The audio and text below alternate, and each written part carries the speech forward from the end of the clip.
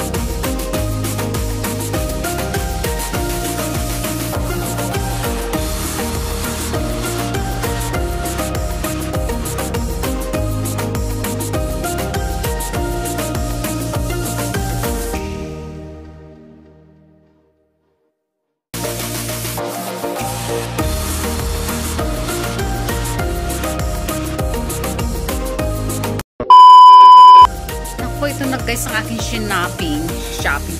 Itong aking nabili guys, nagbili ako ng pangpainit ng tubig kasi nasira na yung painitan namin ng tubig. Ayan. Saka ito guys, bumili din ako. Ang ganda, yung lagayan ng pansit. Kumbaga sa pansit bilaw, dito mo na ilagay. Sosyalan.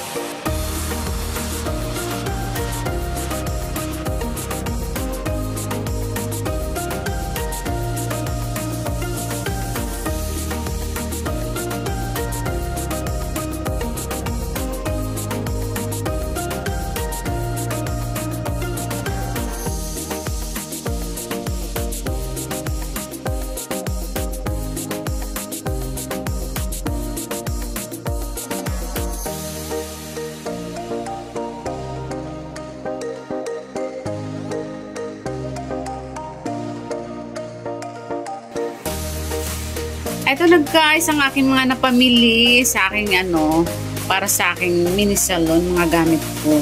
Kasi palagi ako nauubusan nito guys, kaya kailangan ma-stock tayo niyan. Kasi pag nagamit tayo guys, hindi pwedeng nagamit mo ng isang kliyente, ipapagamit mo rin doon sa isa.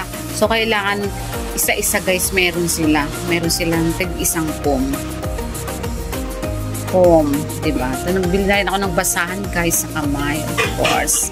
Itong aking kasi mayroon ako i-highlights bukas. Bumili ako ng 12% na oxidant. And bumili na rin ako ng brush ko guys, kasi uka na yung brush ko. Kakahiya na sa kliyente. Sunog-sunog na, kaya bumili muna ako ng aking brush. Takuri. Di ba takuri? Ay, hindi pala takuri ba ito?